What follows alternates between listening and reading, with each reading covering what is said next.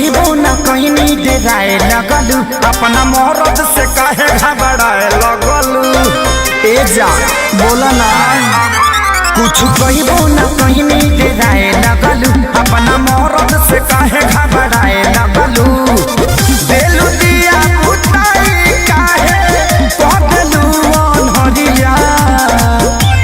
सुनो बहुत उठे दादा कोमल के भितरिया बहुत उठे दादा कोमल के भितरिया डराई लिया निका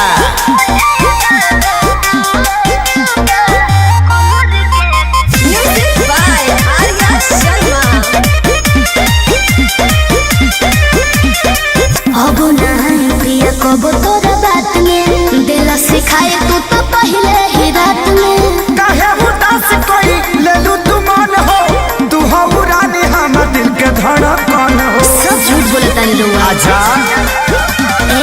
अब ना प्रिया कब तोरा बात में दिला सिखाए तू तो पहले ही रात में काहे उदास कोई लेलू तू मन हो तू हो रानी हम दिल के धड़कन हो।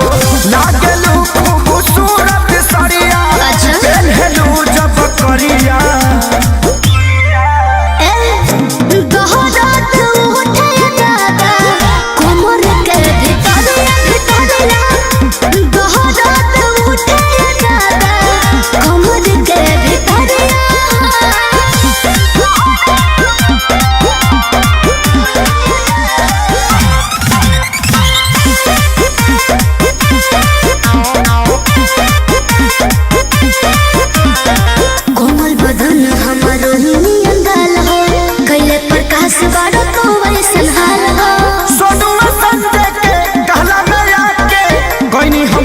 रानी तो कहना जमा के एहसास हो गई। हाँ कोमल बदन हमारो नियन गाल हो गइले प्रकाश बड़ो तू ऐसन हाल हो।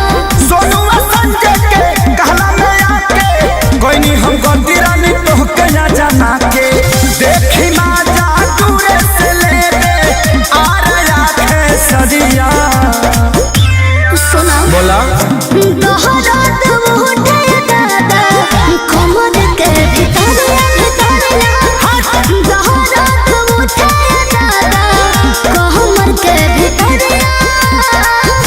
चोर धैले बकारी।